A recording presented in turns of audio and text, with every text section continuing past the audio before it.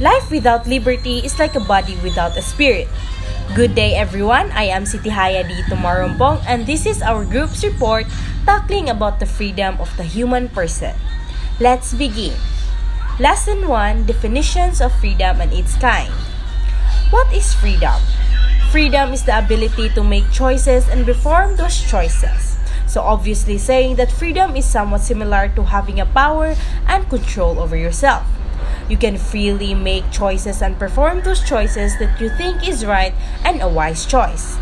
Example of a freedom is when you wanted to rest at home instead of walking around your place. No one can command you so to walk around the place because you already made a choice to just rest and lay on your bed. So in that case, you have your freedom to choose and perform your choice. But for me, if my mother tells me to walk around the place without definite reason, I'd rather follow her than using my freedom because I believe that that is the right choice and wise choice to do so. Freedom is also the ability to be what we want and to decide and create oneself. This one can either be decision on your physical appearance and your personality.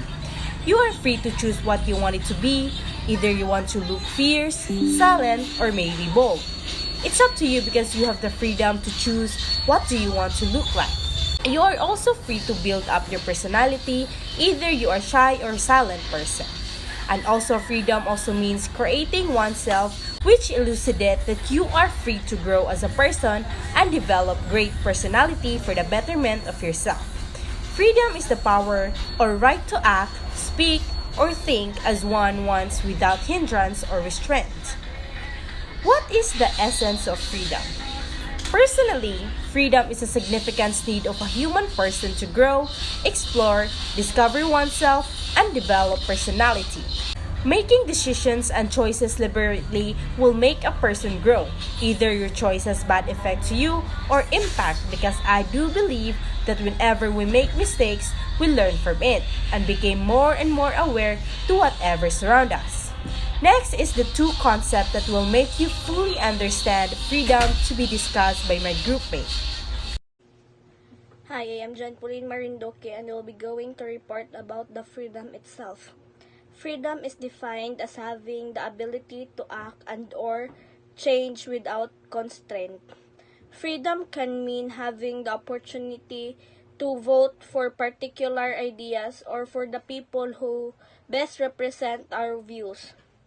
Freedom can refer to the concept of the freedom of speech, the ability to freely voice personal opinion or perspective. Example for freedom itself. A addict person has a two-choice. He may give up his addiction or continue taking drugs. The decision he will make will come from himself. Free will. Free will is the ability to choose different courses of action without restrictions. If we exercise our free will, we get to decide on things that will lead to results, either good or bad, beneficial or not. The actions that we do depend on the values we uphold and the acceptance and expectations of the community we live in, including family members and friends that we care about. To be precise, free will is our ability to choose things according to our moral reasoning, which can also be related to our previous lesson on self-determination or the ability to select what is right and wrong, that a person's action determines what kind of person he or she becomes.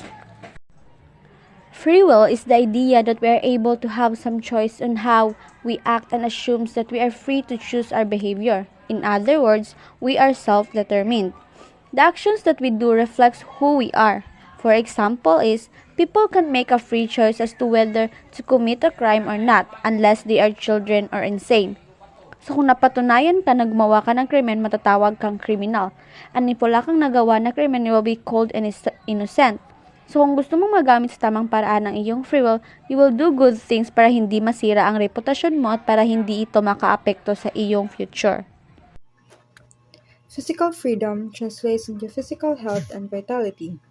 The freedom to have control over our bodies, feel physically vigorous, the freedom to move about and manipulate our world, the freedom from physical pain and suffering, and the freedom to experience physical pleasures such as eating, sleeping, dancing, exercising, to challenge ourselves in sports, and yes, making love, all come from this fundamental freedom. Example: when a married woman finally leaves her husband, regaining independence after years of a controlling or abusive marriage. While psychological freedom is freedom from identifying anything, psychological freedom is when you are a being and neither a doing nor a knowing. It is also the freedom to love, work, and make choices. The example of psychological freedom is if you're willing to hike up a mountain, you can ski as much as you want without buying a lift pass at an expensive resort. In this instance, psychological freedom means freeing yourself of assumptions that you might have about how to go skiing. Last is the moral freedom. It refers to using freedom in a manner that upholds human dignity and goodness. Freedom is not an object that a person may use in whatever way he or she pleases. A person must use his or her freedom to grow as a person. A person becomes freer when he or she uses freedom well, but becomes less free when he or she uses it in a wicked way. Humans have a natural inclination from what is right and moral. And when a person uses his or her freedom to do acts that violates human dignity and goodness, he or she dehumanizes himself or herself and effectively negates human freedom. So basically, moral freedom is more on the righteousness or goodness of a freedom. We might enjoy the rights and freedom that we have, either if it is freedom of speech, freedom of choice, or any kind of freedom. We must at least consider, think, and apply freedom in a good way, in a way that makes us grow as a human person, not destroy ourselves just because of our wrong usage of our freedom. Always remember that moral freedom is not the right to do what you want, it is the strength to do what is right. Example of a moral freedom is when you choose to be honest rather than lying, and waiting for the lie to be unveiled, which makes your life complicated when someone discovers your lie and secrets. In that way, you use your freedom for goodness. You have the right to not say anything or just keep it a secret, but you take a risk and decided to state the fact. Next discussion will be Lesson 2, Elements of Freedom, to be expounded by my groupmate. Voluntariness. Voluntariness comes from the Latin word voluntas, means will. Voluntariness is a choice being made of a person's free will that is not being made as the result of coercion. A person may decide to do things or not according to his own free will. Example of voluntariness. PV voluntarily helps the people near their area that are affected by the typhoon by giving relief goods. Voluntary acts. Voluntary acts means an act performed consciously as a result of effort or determination. One must always remember that in every action we make, in every choices we make, there is an equivalent consequences. These consequences affect not just the individual who does the decision, but also other people in their surroundings.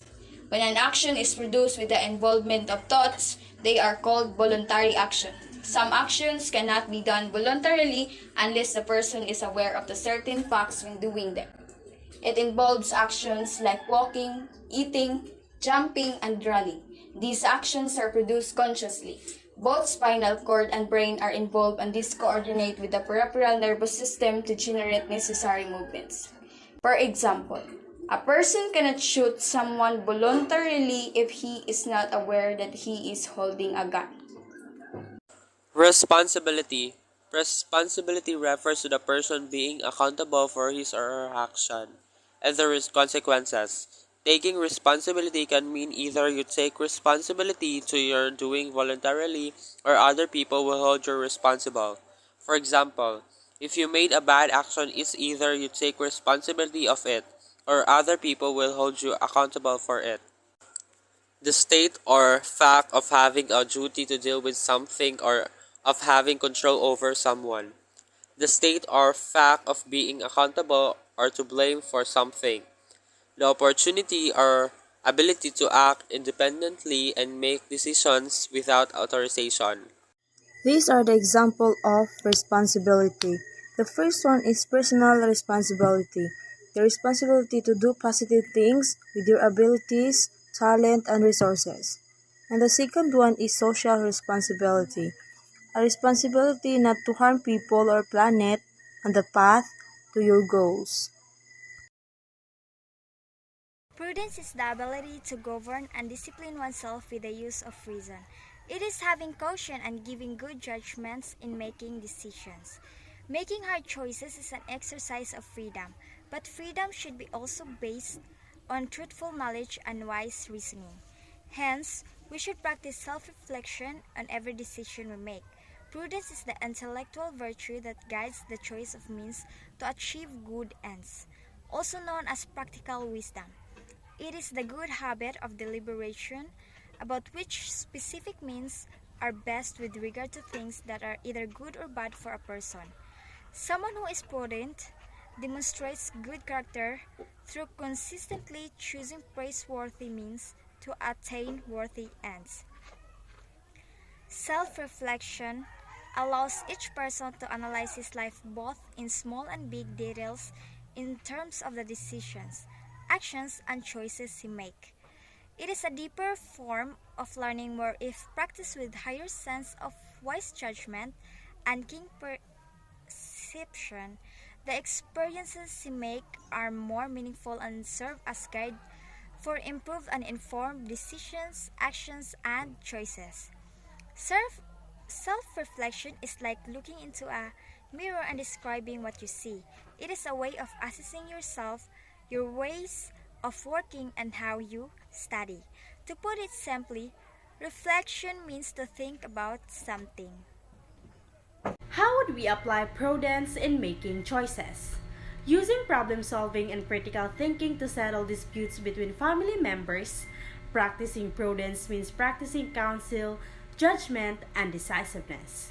You can be prudent at home by offering counsel to family members who are arguing and using good judgment to try to settle any disputes.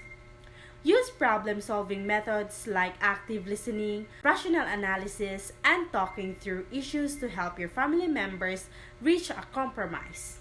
For example, maybe your siblings are having a disagreement about who should wash the dishes after the dinner. Exercise prudence by suggesting that it would only be fair for the person who washed the dishes the night before to be given the night off and given the option of not doing the dishes that night. You can also use prudence to prevent more serious disputes like a conflict involving money between family members. You may advise your family members to save all the receipts and keep a clear up-to-date record on how money is being spent by each family member in the household. This can help to prevent arguments about money and spending down to the road.